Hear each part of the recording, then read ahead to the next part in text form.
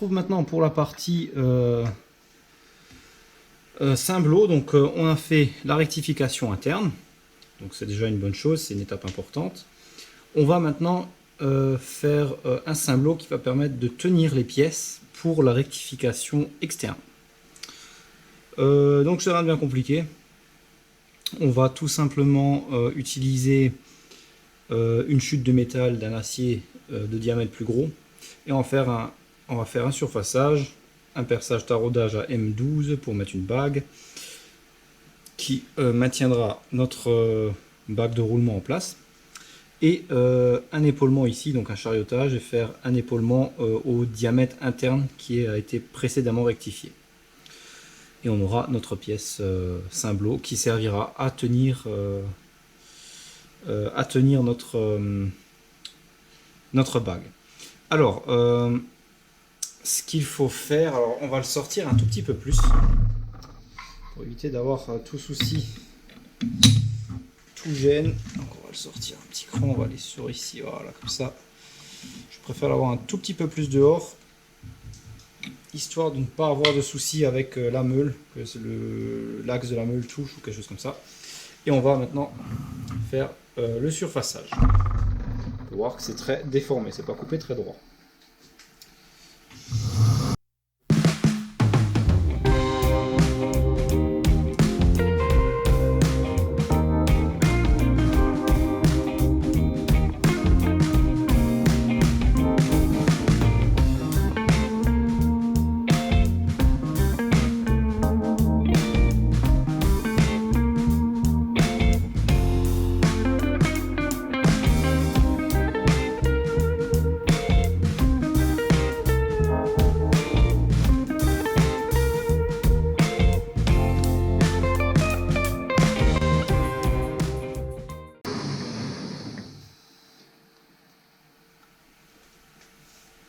Voilà, donc c'est pas mal.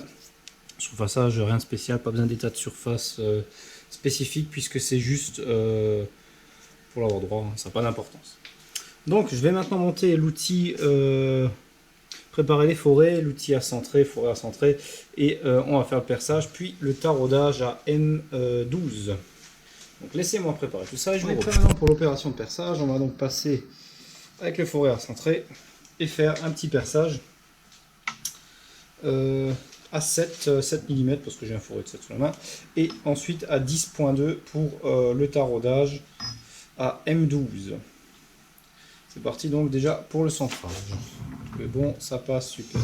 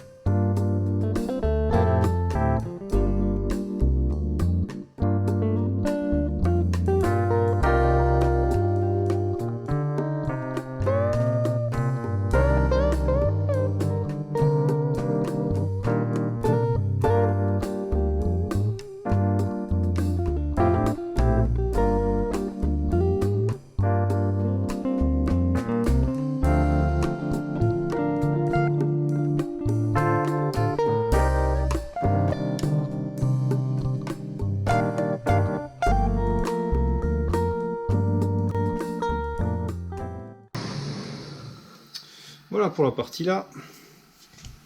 On est donc au bon diamètre maintenant pour le taraudage. Donc laissez-moi préparer tout ce qu'il faut pour le taraudage et je vous reprends. Alors ce qu'on va faire maintenant, on va utiliser le tarot M12 et on va faire le taraudage. Alors je l'ai monté dans le mandrin, ça devrait le faire.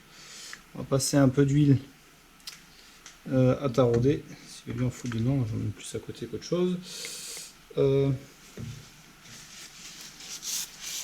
Et on va faire ça, alors on va laisser la poupée mobile desserrée et on va avancer légèrement. Alors, on va la pousser dedans, voilà. Et on va tourner à la main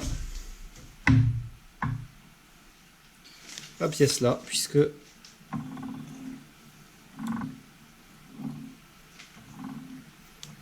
voilà. Et ça va automatiquement tirer la poupée mobile. Voilà. Alors si ça serait un trou débouchant, j'aurais fait tourner le tour à vitesse faible, mais là, comme on arrive après au bout, j'ai pas envie de forcer trop. Donc ça marche très bien, hein, c'est pas compliqué à tourner.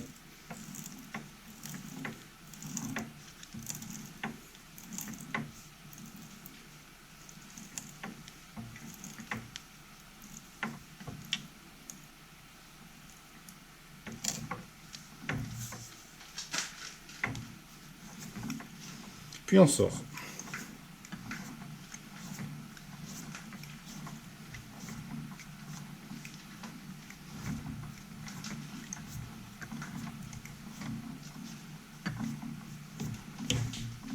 Voilà. On a un joli taraudage. On va passer ensuite un petit coup de soufflette. Alors, pour nettoyer le filetage, je vous mets la main devant. On vérifie, c'est impeccable. Et on essaye notre boulon, notre vis. Impeccable. Super. Et normalement, on devrait réussir à la visser suffisamment pour mettre la rondelle. Voilà, donc là, on a la marge largement assez avec l'épaisseur de la rondelle. Parfait. On va donc maintenant passer au chariotage ici et je vais préparer ça et je vous reprends. On va donc s'occuper maintenant de la partie là. On va déjà faire une première passe. Donc on va faire sur 17 de profondeur. Donc les premières passes avant, donc en finition bien sûr. Donc là on va faire 16, on va faire 16-8.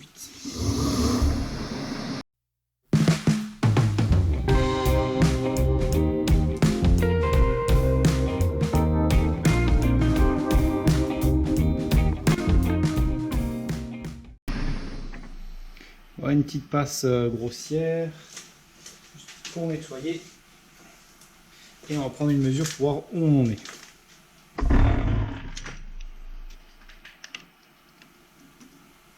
Ok, donc il nous reste plus de 4 mm à enlever. On va donc s'en occuper. Alors je vais faire ça hors caméra parce que bon, bah, la carte SD va bientôt être pleine. Et c'est rien de spécial, donc on va faire des passes, différentes passes, une après l'autre. Et je vous reprends. Et voilà, l'épaulement est terminé. Donc très simple, on a fait un petit dégagement au bout, dans l'angle. Et voilà. Donc l'idée c'est de mettre cette pièce comme ça dedans. Voilà, donc elle est un peu dure, c'est parfait. Exactement ce qu'on veut. Et donc on peut la mettre de ce sens pour faire la rectification externe. Je vais juste enlever ça, prendre le doigt dedans. Et on peut mettre de l'autre sens pour faire la rectification.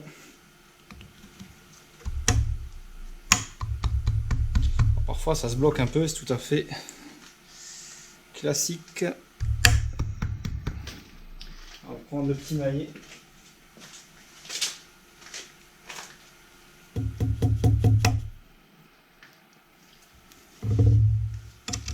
Voilà. Et on peut la mettre de ce sens. Voilà.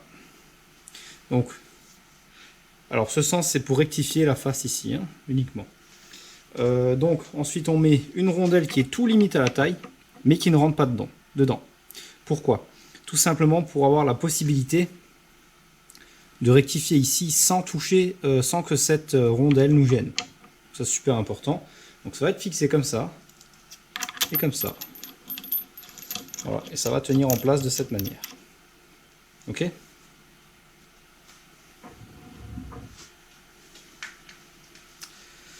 De cette manière, on va pouvoir rectifier les deux côtés si nécessaire et la partie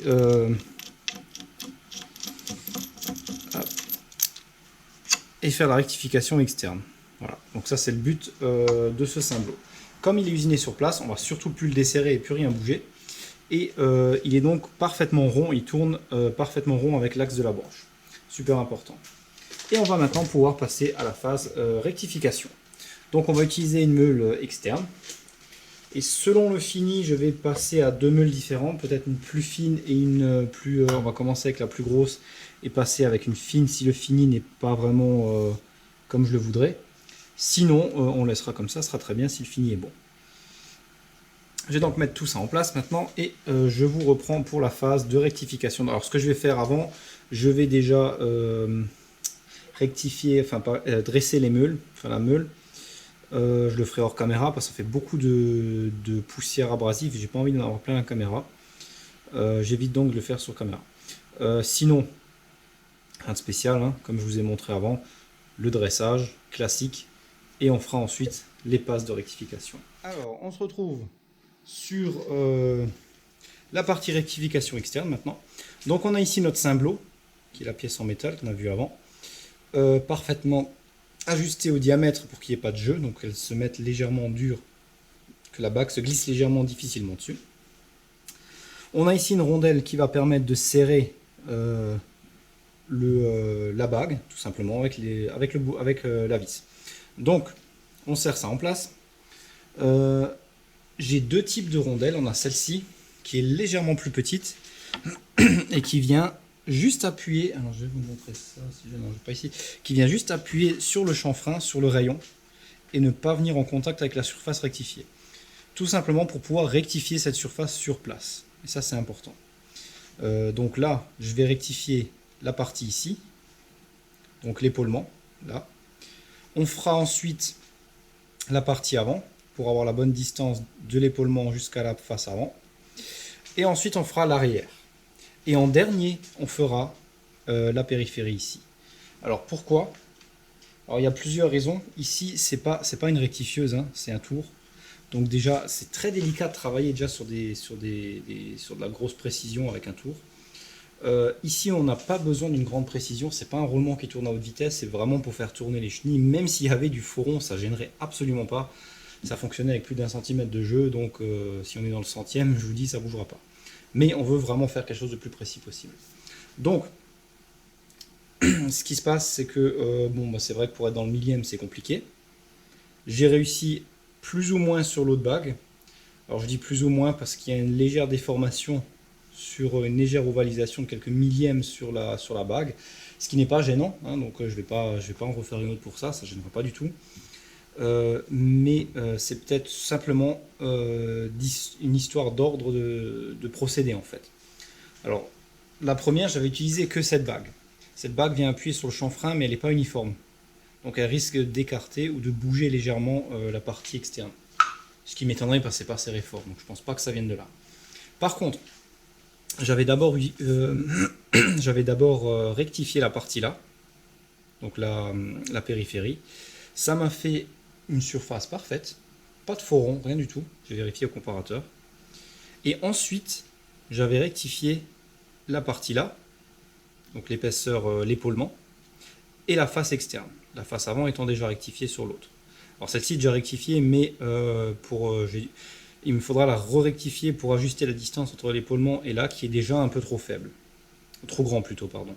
Donc je vais encore l'augmenter en faisant l'épaulement, alors que l'autre c'était l'inverse, donc j'ai pas besoin de refaire l'avant. Et donc, comme j'ai fait la partie ici en dernier, ça m'a fait travailler la partie là. Alors pourquoi? Tout simplement parce qu'on n'est pas, j'ai pas de lubrification, j'ai pas de refroidissement, surtout parce qu'en rectification, il faut surtout refroidir. Quelque chose que je n'ai pas ici et que je ne peux pas mettre en place pour l'instant. Donc, l'échauffement, même si c'est pas énorme, l'échauffement qu'il y a eu à l'arrière, sur la bague ici, m'a fait déformer la partie avant. Donc elle a tiré à certains endroits où ça prenait plus, vu que ça ne prend pas uniformément partout, vu qu'elle est voilée, c'est normal. Et on n'était donc pas bon. C'est la première raison. La deuxième raison de faire d'abord les faces, c'est d'être parfaitement en appui sur la face arrière au moment où on rectifie l'extérieur, puisque l'extérieur, la périphérie, c'est la face la plus importante. Les deux autres faces sont vraiment secondaires et n'ont vraiment pas besoin d'une grande précision dans mon cas. Donc, une fois qu'on a rectifié les faces, on a un super appui sur le cymbalot, ce qui n'est pas le cas actuellement parce qu'elle est voilée. Hein. Et donc, ça va nouveau nous modifier la géométrie quand on va serrer pour la périphérie. Donc, on va faire ça comme ça et on va voir ce que ça donne. Donc, actuellement, on va commencer par l'épaulement ici. Ensuite, on verra la distance et on continuera par l'épaulement, par la face avant. Donc, on mettra la petite rondelle, on fera la face avant. Alors, j'utilise une meule, je ne sais pas si on la voit, on va la voir. Une meule taillée un peu sur mesure. Donc, elle est taillée en biais, elle est comme ça, taillée en diagonale, légèrement, pour ne pas toucher la bague quand on arrive ici, pour faire un dégagement. Et l'intérieur est fait comme une assiette creusée. Okay, ce qui va permettre de venir la contre sans toucher. Et toute notre meule est légèrement inclinée comme ça pour que l'arrière de la meule ne touche pas l'épaulement quand on va rentrer dedans. Si on l'inclinerait de l'autre sens, c'est l'arrière de la meule qui toucherait, on aurait une surface en diagonale. Donc on la met vraiment à quelques degrés en biais de ce sens. Et on va pouvoir faire la rectification de l'épaulement. Alors on va le faire, on n'a pas de mesure à prendre sur cette partie-là, on veut juste qu'elle soit totalement nettoyée. Okay, qu'il n'y ait plus du tout de voilage ou quoi que ce soit. Donc, pour faire ça, on va venir au maximum dedans et on va toucher légèrement la partie périphérique pour faire notre alésage, notre rectification sur le bord. Donc on va se mettre en place, on va venir juste toucher la périphérie pour notre point maximum ici. Alors c'est une meule en biais, j'ai oublié de vous expliquer, pas que c'est une meule en biais, mais que j'ai juste, on voit le trait noir ici, c'est cette partie là qui travaille. Donc là on a un petit plat devant et c'est juste cette partie là qui rectifie. Hein. Donc j'ai fait un petit 90 degrés au dressage avec le diamant, tac, tac. Ça c'est important aussi.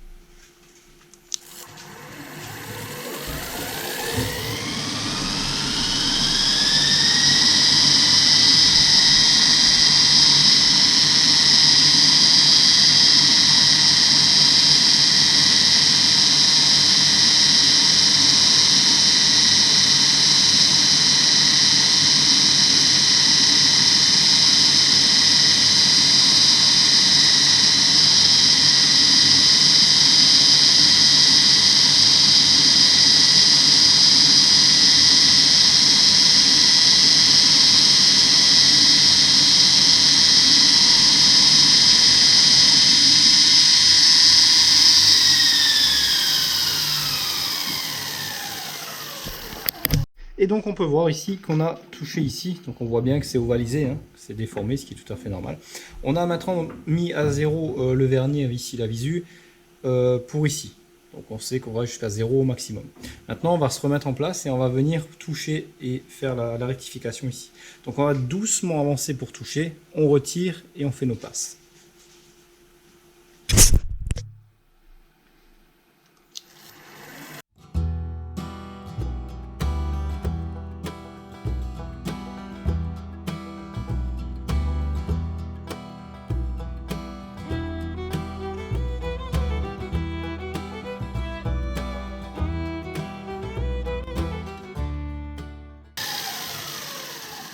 Alors, on voit maintenant qu'on a pris sur toute la partie, à peu près ici, à peu près la moitié, que l'autre partie ne touche pas. On peut voir que j'ai un peu tapé dedans ici. Pas grand chose, c'est pas grave, hein, on a beaucoup enlevé ici, il n'y a pas de souci. Mais, alors ça vient du fait qu'on n'est pas... j'ai avancé avec le petit chariot et le petit chariot n'est pas parfaitement parallèle. Je ne l'ai pas réglé à 100%. Du coup, il vient un peu comme ça dedans. Bon, c'est pas bien grave. Mais faites attention, surtout si vous avez déjà fait la rectification ici. Ici, il n'y a pas de souci, elle n'est pas faite. Hein. On voit bien qu'on ne prend même pas sur tout le diamètre, donc il y a encore beaucoup à enlever. On va donc continuer comme ça.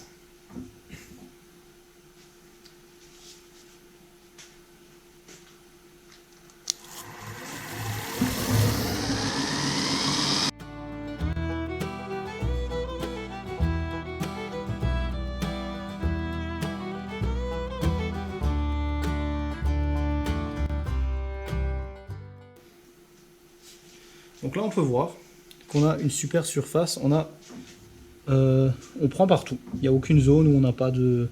Il reste plus une seule tache noire, une seule tache sombre. C'est qu'on a bien pris et on est maintenant parfaitement rectifié sur cette partie.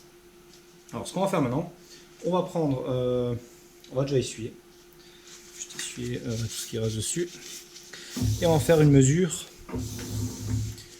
par rapport au plan ici à la surface. Ok. Alors pour ça j'utilise, ce que j'ai ici c'est une petite jauge de profondeur. Et on vient la coller ici, alors bien attention de bien la mettre à plat. Et c'est pas évident, j'ai déjà à l'envers, je vois pas les graduations.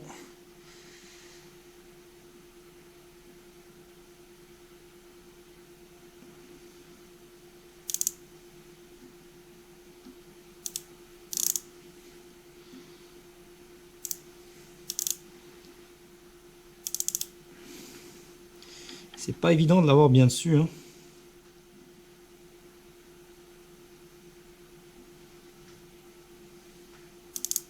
Parfait, 98, 99 entre les deux, et c'est exactement ce qu'on veut. Donc au final, j'ai pas besoin de rectifier la face avant, elle est déjà bonne.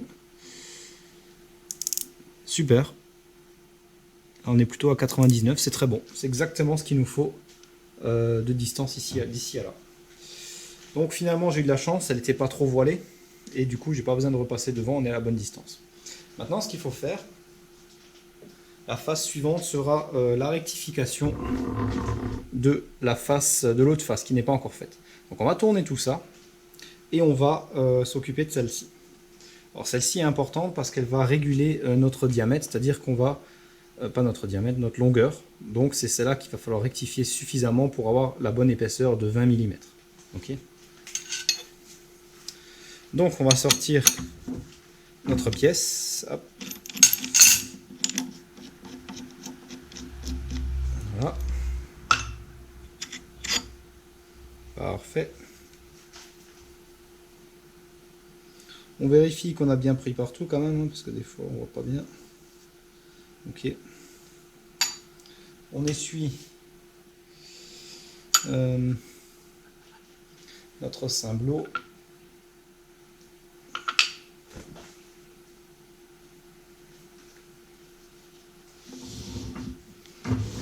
Surtout l'épaulement derrière, on ne veut plus rien dessus, on veut que ce soit propre. On essuie notre pièce aussi, la face avant surtout. Voilà. Et on la place.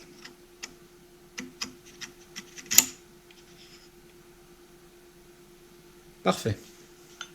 On la serre et on va s'occuper de la face. Alors là, on ne sert pas avec celle-là, justement, on sert avec la plus petite.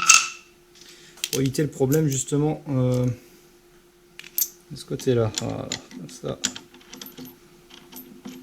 Alors, elle est vraiment toute limite, hein. C'est vraiment ce qu'on veut d'ailleurs. Hein. Quelque chose qui soit vraiment tout pile à la bonne taille.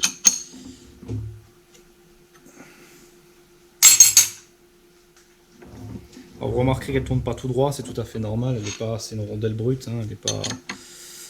Et puis surtout, c'est à cause de l'arrondi, hein, ça se prend dedans.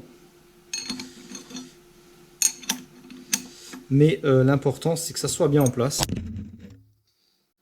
puisque il n'y a pas de...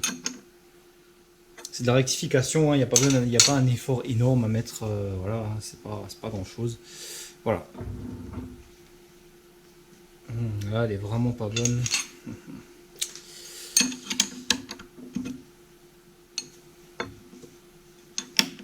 Alors, on pourrait faire ça différemment, effectivement. Ce qui est faisable, hein, c'est toujours une décision à prendre.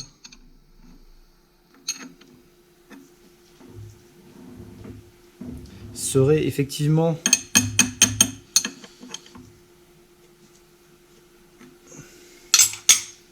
de faire un épaulement qui se glisse à l'intérieur, ce serait faisable. Bon, là c'est bien, ça fonctionnera, pas de souci. Alors on va aussi mesurer. Alors celle-ci n'est pas du tout importante dans mon cas. On peut être à plusieurs centièmes de différence, ça n'a pas d'importance. Donc là on peut voir qu'on est... Alors, donc on a bien 0,18. Donc 18 centièmes à enlever. 1,8 dixième. Alors c'est parti. Alors pour cette passe là, je vais vous faire les premières passes sous caméra et après je vais enlever la caméra parce que je vois qu'elle a de plus en plus de poussière là. C'est pas génial. Hein.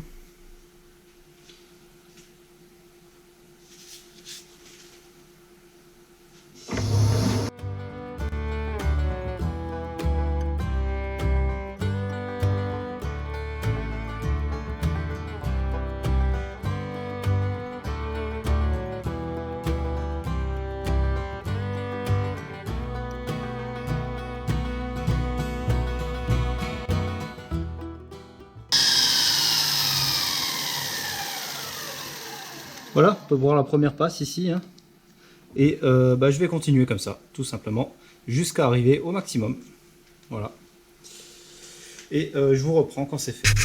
Alors, j'ai commencé mes passes sur la périphérie. Je vais vous en montrer une. Juste pour que vous voyez un peu. On peut voir qu'il reste une partie là qui ne touche pas. Et ici, on a un petit point encore ici. Donc, j'ai redressé bien sûr ma meule. Je suis venu jusqu'à contre la partie là, sans toucher, le plus près possible. Et on fait nos passes. On se met à 0, on fait nos passes. Donc 1 centième à la fois maximum. Pour cette petite machine, bien sûr.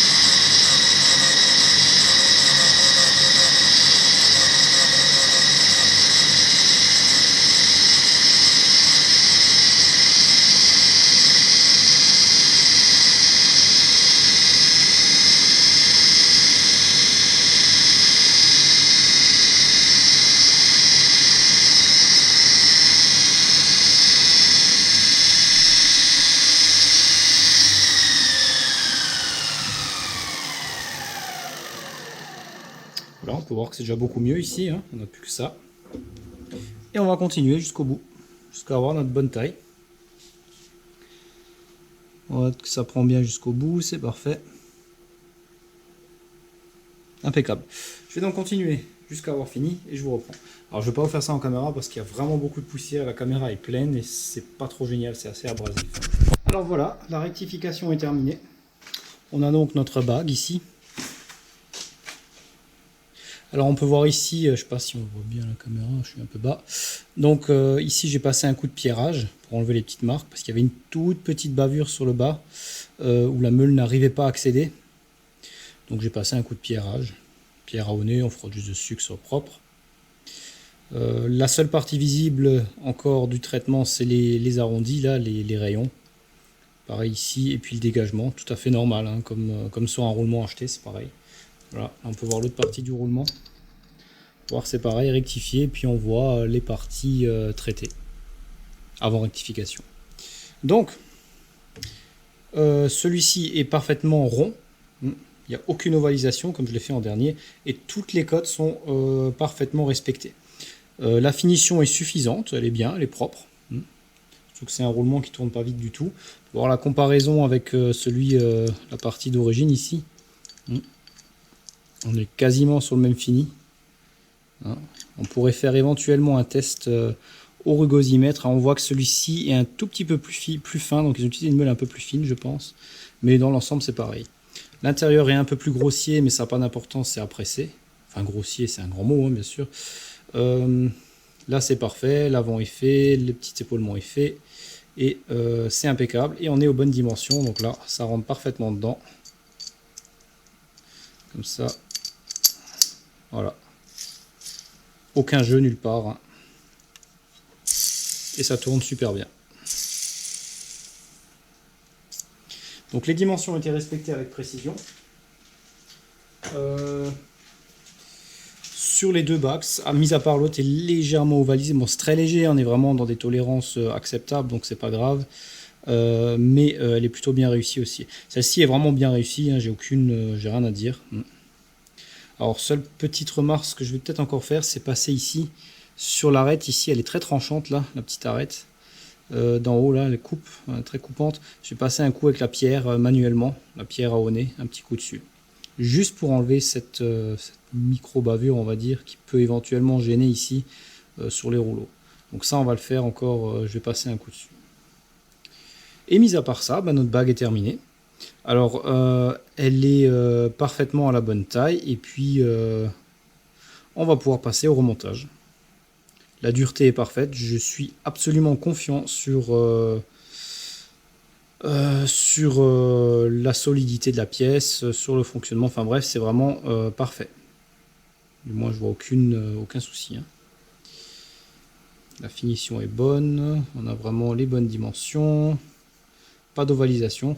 On utilisera quand même, j'ai laissé une tolérance un peu large au niveau du milieu, donc ça se met en poussant à la main, on arrive à l'enfoncer sur l'axe. Mais je vais rajouter une couche de Loctite, donc le Loctite 638, je crois que c'est, pour le blocage des bagues et des roulements. Donc c'est vraiment un Loctite de blocage, comme il n'y a pas de température là-dessus, c'est impeccable et c'est démontable. Okay. Bien sûr, on nettoie tout, donc surtout le mandrin, va vraiment falloir lui faire un sacré bon nettoyage, hein, parce que c'est cette poussière, on peut voir, abrasif, c'est pas génial, mais bon. C'est pas tous les jours, et pour économiser plus de 1000 €, je pense que ça vaut le coup quand même, hein, puisque elle nous aurait quand même coûté 1000 € d'acheter 2 axes neufs. Voilà, donc là c'est quand même plus avantageux de ce sens-là. Donc je vais tout préparer, on va passer au remontage. Je vais éventuellement graver sur la partie ici le diamètre intérieur, puisqu'il n'est pas inscrit, c'est un diamètre un peu particulier. J'ai un vibrograveur avec point de carbure qui me permettra de faire le marquage. Donc je vais faire ça aussi. Alors on se retrouve maintenant pour le remontage. Donc j'ai préparé ici à peu près tout ce qu'il fallait. Et donc on a nos deux coquilles, nos deux parties de carter. J'ai passé un petit coup de lubrification, un peu d'huile de pont qui va venir dedans. Hein, on a ici l'arbre qui est prêt avec sa nouvelle rectification ici. La partie nettoyée pour le joint spi. On a le fameux roulement. Donc là j'ai déjà mis la partie fabriquée, donc celle qui est dedans là. Voilà, c'est celle qu'on a fabriquée juste avant. Donc, alors on voit bien les traces de trempe encore, hein, comme le roulement d'origine au final. Hein. J'ai passé ici un petit pierrage pour bien l'avoir lisse. Et j'ai gravé la dimension aussi, je ne sais pas si on le verra vraiment ici, peut-être à la caméra, c'est très léger, au vibrograveur, la dimension interne. Ok. Donc une super belle pièce, tout à fait rectifiée comme il faut, à la bonne dimension, sans jeu. Très propre, très dur, l'acier est bien trempé, la trempe a bien prise comme il faut. Je suis très très satisfait du résultat. Donc ça vient là-dedans. Dans le roulement ici, hop. Alors on peut voir que ça c'est le deuxième roulement, j'en ai deux. Donc l'autre j'en ai déjà remonté un, je vais en faire un sur caméra, un hors caméra, puisque les deux c'est la même chose. Et celui-ci a une cage en composite, en espèce de plastique. L'autre c'était en métal, alors pourquoi j'en sais rien, j'ai commandé les mêmes, mais bon. Mais ça tourne super bien, il n'y a aucun souci. Et aucun jeu, on ne sent rien du tout, c'est vraiment impeccable. Alors je vais tout de même, pour le mettre là-dessus, j'ai fait un ajustement qui se frappe, mais quand même assez léger. J'ai pas fait quelque chose de très qui nécessite la presse. Alors ce que je vais faire au cas où, c'est que je vais simplement utiliser le Loctite 638 pour sceller pas définitivement, mais pour sceller le roulement là-dessus, la bague là-dessus, pour être sûr, parce qu'il y a quand même des efforts importants. Donc c'est facile à enlever, il suffit de chauffer un peu et ça sort. C'est vraiment fait pour les paliers, les roulements, vraiment c'est à très forte résistance. C'est un super produit d'ailleurs. Donc celui-là, on va l'utiliser. Ici, j'ai déjà le petit engrenage ici. Donc celui-ci, j'ai déjà mis les roulements dessus, il suffit de les frapper dessus, il n'y a rien de spécial. Alors je l'ai fait pourquoi? Parce que je l'ai fait un jour plus tôt. La partie ici de l'engrenage est légèrement usée. Le roulement a dû tourner à vide. Donc la partie de l'engrenage, ou le roulement, le support du roulement, on va dire. Et j'ai dû donc utiliser le Loctite pour le coller dessus, pour être sûr que vraiment il ne tourne pas. Alors c'est pas grand chose, mais j'ai préféré le faire. Et je l'ai fait un jour avant que ça soit bien sec déjà pour le montage. Celui-ci, il n'y a pas de souci, mais celui-ci, j'ai dû le faire à l'avance quand même, vu qu'il va être pressé dedans ici. Donc ça, c'est prêt. Voilà. On a ensuite les joints spi. On a ici le gros roulement aussi. Alors là, pareil, je vais vous montrer ça. Hop. Alors ici, c'est le roulement qui vient se placer sur le dessus de l'arbre. Donc c'est celui qui vient dans la coquille ici, hein, là-dedans. Ok. Donc on voit, c'est des roulements qui n'ont pas un gros serrage, hein. Ils sont juste dedans, hein, c'est vraiment pas... voilà. Et vous pouvez voir que c'est des roulements étanches. Alors il va falloir enlever simplement enlever le joint ici, hein. Alors pourquoi des étanches? Alors pour une raison très simple, la version étanche est moins chère que la version ouverte. Donc bah, j'ai pris la version étanche, hein, on enlève la partie là, ça n'a aucune incidence, bien au contraire. Donc toujours bien comparer les prix aussi. Ici on a les joints spi. Alors particularité, le joint spi type d'origine n'est pas commercialisé. Donc je vais mettre deux joints spi l'un sur l'autre qui nous donnent la bonne épaisseur et ça fera un joint 4 lèvres.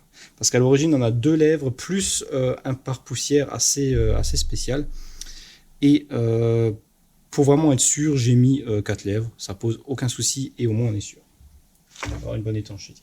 Donc ce qu'on va faire, on va déjà mettre en premier lieu cette partie en place. Donc on va tourner notre carter et on va y installer ici les joints spi. D'accord? Donc en général, ils rentrent assez bien. Ceux-là, ils sont assez grands, donc voilà, toute logique. Voilà, il ne faut pas rentrer comme il faut.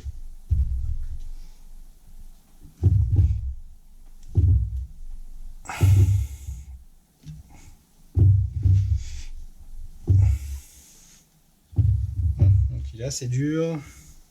On va utiliser, alors pour les joints spi, soit on trouve quelque chose au bon diamètre. Est-ce que j'ai quelque chose ici? C'est trop petit. Alors soit on trouve un rond au bon diamètre pour le frapper dedans, ou alors ça c'est pas bon pour frapper avec ça, ou alors on le frappe avec une pièce plus épaisse mais en y allant tout autour. Donc c'est ce qu'on va faire ici, ce sera plus facile pour moi. Là on va là, bien sûr. Utilise un bloc en métal.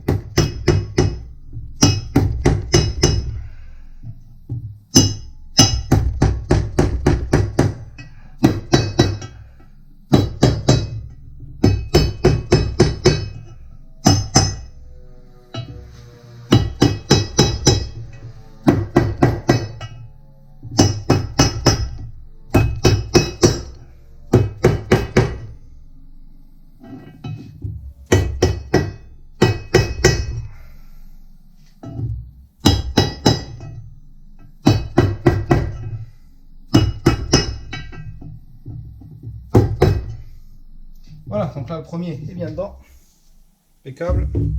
Et on va mettre le deuxième. Donc je passe un tout petit coup d'huile sur celui-ci parce que je sais que le deuxième, parfois, un peu compliqué.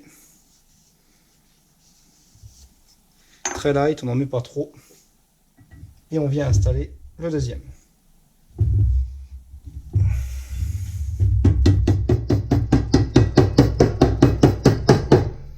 Voilà, ça passe parfait.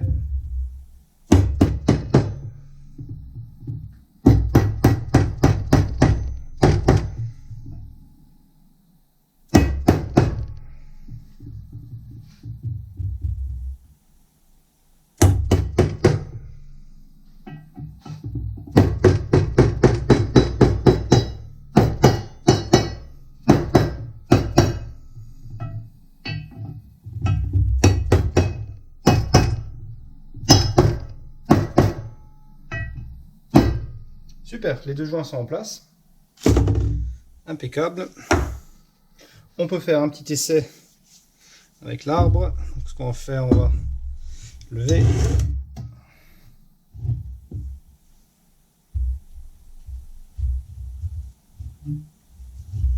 Et c'est impeccable. On voit bien que ça prend bien des deux côtés sur le joint SPI. Super.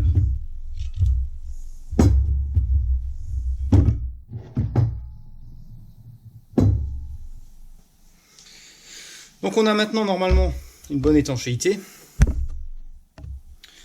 Et ce qu'on va faire, c'est qu'on va utiliser... on va commencer par fabriquer le joint. Donc je vais vous montrer rien de bien spécial. Hein. Donc déjà j'ai nettoyé déjà la partie plan de joint à peu près. Alors la particularité, ou disons presque le problème qu'on a ici, c'est l'épaisseur. Pardon.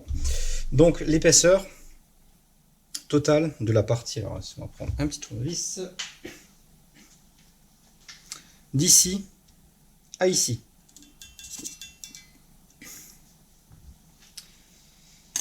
Le problème, quand on va mettre le roulement, on a une certaine, on a donc un épaulement ici, et le roulement du haut qui vient jusque là. Donc on a une certaine longueur, donc sur la partie dessous du roulement et la partie dessus ici.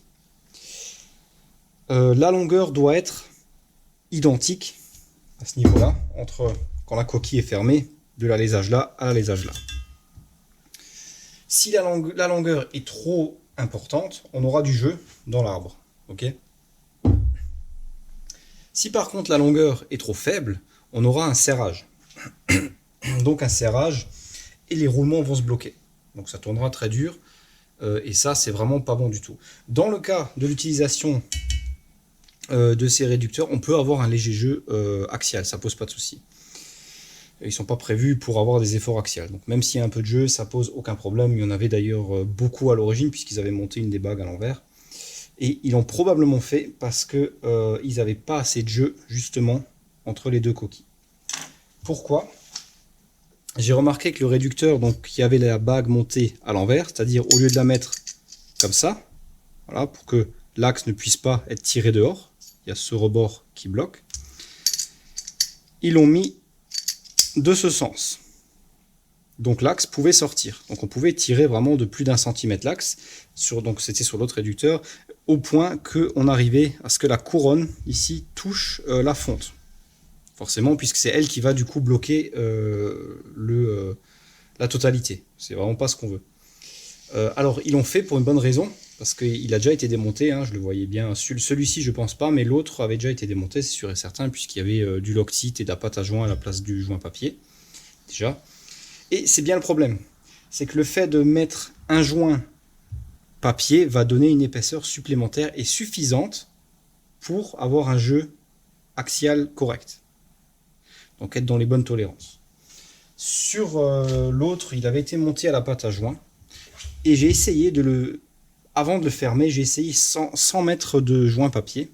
Si on le serre, tout notre engrenage tourne très très difficilement, on bloque carrément l'axe.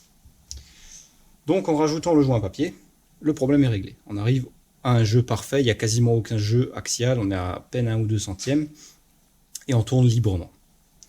Donc je pense que les personnes qui avaient ouvert l'ancien réducteur n'étaient pas au courant, ou j'en sais rien ce qu'ils ont fait, mais ils se sont dit ça bloque, donc on met le truc là, l'épaulement de l'autre côté. Très mauvaise idée bien sûr, mais bon, peu importe, ça a été fait. Donc à savoir qu'il faut mettre une épaisseur de joint papier, ou alors on peut alors à la limite refaire l'alésage plus profond à l'arrière. C'est une possibilité aussi. Hein. Dans mon cas, je vais mettre un joint papier. Alors le problème c'est que j'ai pas bien sûr de joint assez grand en cette épaisseur, c'est pas grave. Ce que je vais faire, de toute façon, je mets toujours la pâte à joint. La pâte à joint donne toujours une très bonne étanchéité. Alors je vais le faire en 3 parties. Ce que j'ai fait sur l'autre, et ça fonctionne super. Donc on va faire une partie comme ça. Une partie par exemple comme ça, et un morceau comme ça, ou ou comme ça, hein, peu importe, ça n'a pas spécialement d'importance. Comme ça, voilà. Ok. Et un morceau ici. On fait des coupes bien droites. Et bien sûr, je passe une épaisseur de pâte à joint avant le papier.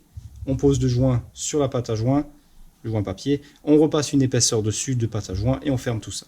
Très léger, hein, l'étale au doigt, très fine. Et ça fera une très bonne étanchéité sur les jonctions et ça sera parfaitement étanche. Mais c'est important de le mettre pour justement garder un bon jeu et ne pas bloquer notre axe. Dans ce cas-là, en tout cas.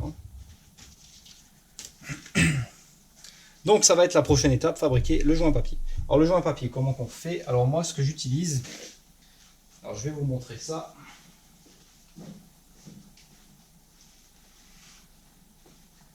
Là, alors tout bêtement déjà, pour les rebords, le pourtour, j'ai un morceau de plastique, hein, un simple bout, une colle de je ne sais plus quoi, qu'on va venir frotter autour. C'est-à-dire que là, par exemple, je vais vous montrer ici, on met un ras comme on veut le mettre, par exemple, et on vient juste frotter comme ça, assez fort, et on peut voir, on a un beau marquage de notre rebord. On fait ça partout, voilà. Et pour les pourtours, bien sûr, et pour l'intérieur, pour les trous, j'utilise un marteau avec une boule. Donc on peut utiliser une sphère, une bille, tout ce qu'on veut, qui est une forme arrondie.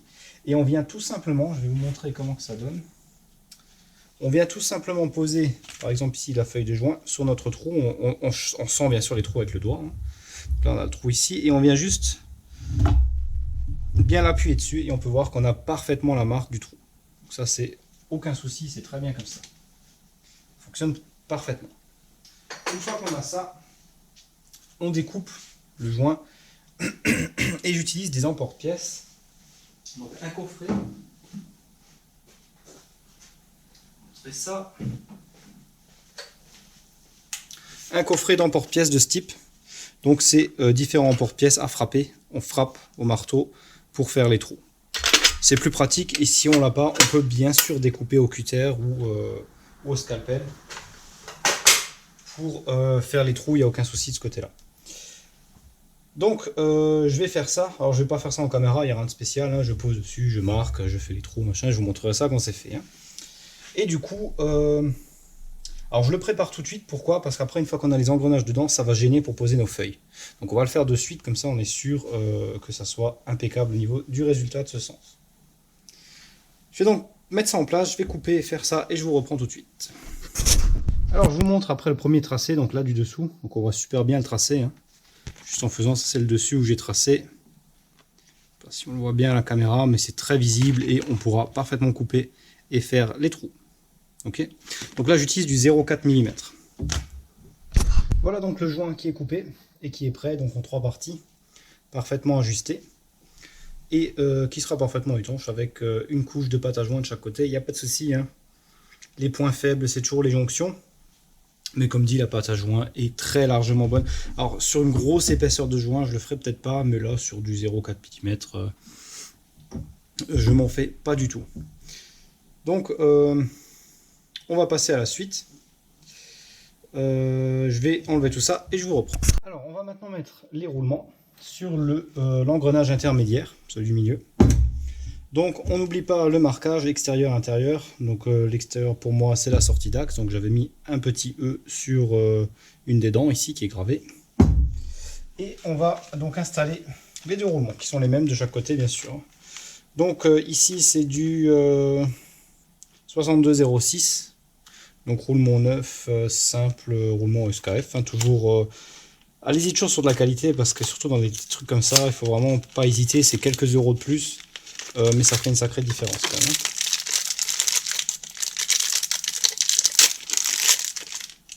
Voilà. Impeccable. Donc, on va graisser un peu, enfin huiler un peu la partie ici. Hein, on va mettre le roulement.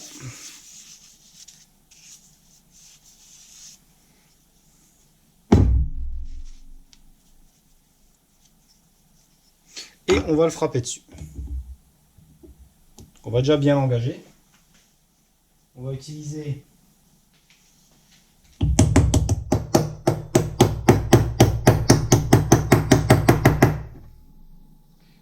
regarde s'il est droit et on ajuste. Voilà, il est engagé. On prend maintenant le bloc d'acier ici et on frappe dessus jusqu'à ce qu'il soit entièrement dessus.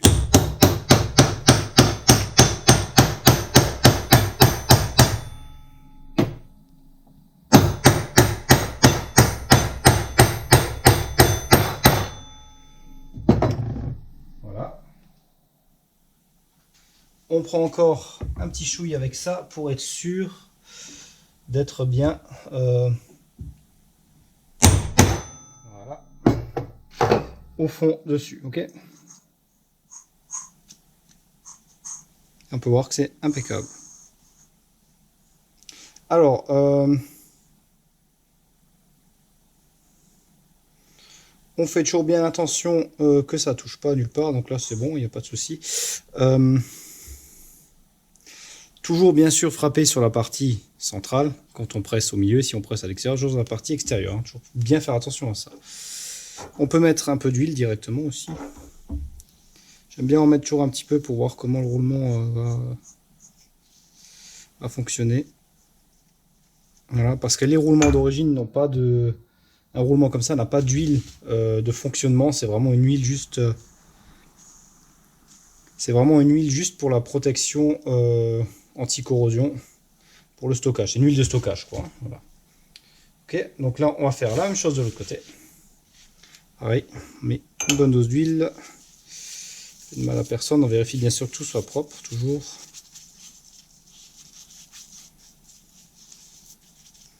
Voilà.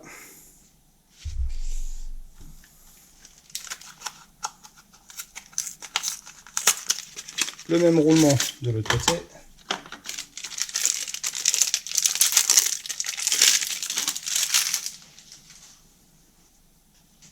Parfait.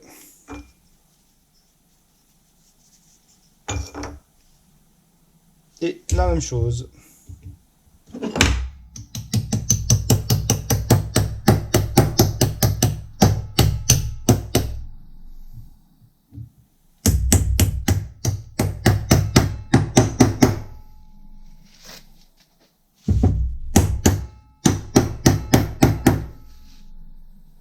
Il a bien pris. On peut le frapper dessus.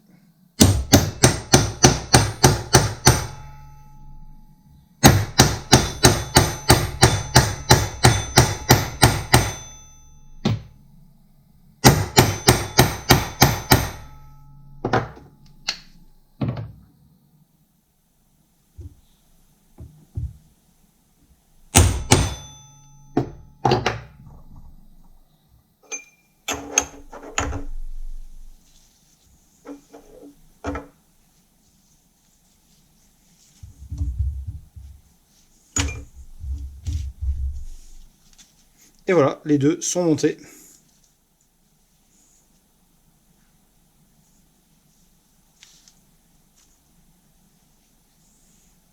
Et on va pouvoir les installer. Alors, avant de les installer, ceux-là, ils viennent ici, hein, comme ça. Donc ça rentre très bien, hein, les logements sont assez...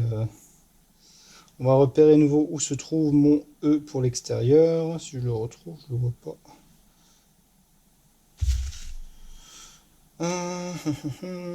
Il est là. Donc ça vient de ce sens.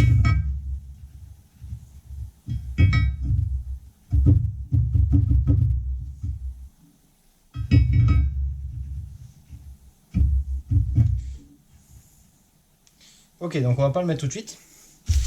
Et on va installer par contre en premier le petit qui vient de l'autre côté ici. Pourquoi? Parce que tout simplement, de l'autre côté, il nous faut mettre celui-là en premier. Si par contre... alors je sais plus comment je l'avais mis. Ouais, il faut mettre les deux en même temps ici. Ce sera plus facile. Hein. Celui-là, on peut pas le mettre après, je crois. Voilà, donc on va commencer comme ça. On va mettre en premier celui-là déjà en place. On va repérer l'extérieur. L'extérieur est bien ici, super. Voilà. Et on va le frapper dedans. Alors celui-ci rentre assez facilement, hein. C'est pas un truc qui va rentrer super dur. Voilà. Et on va mettre celui-là en même temps. On repère à nouveau le E que j'ai reperdu. Le E, où est-il? Il doit être de ce côté-là. Est-ce que je ne vois pas de l'autre? Non. Il est là. Donc ça vient comme ça. On va mettre ça en place. Voilà. Donc on va déjà rentrer légèrement celui-là. Parce qu'on a qui peut passer là-dedans. C'est un peu limite, mais ça devrait le faire.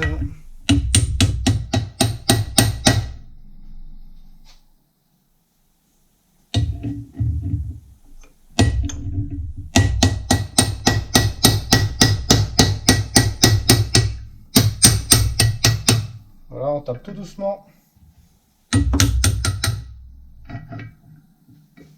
Ok.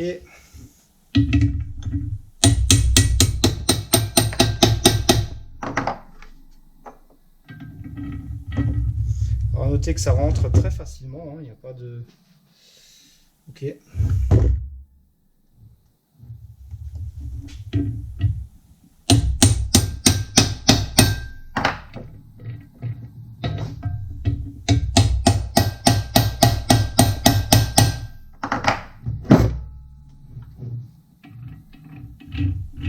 Parfait, donc là on est vraiment pas mal à ce niveau-là. Ok.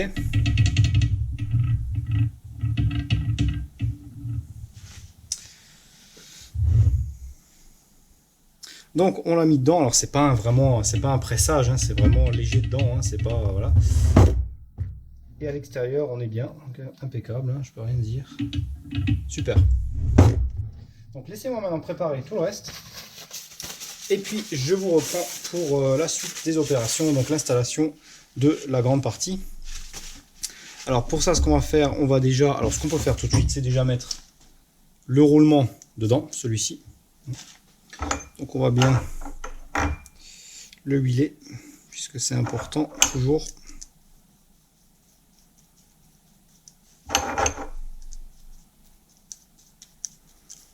Voilà.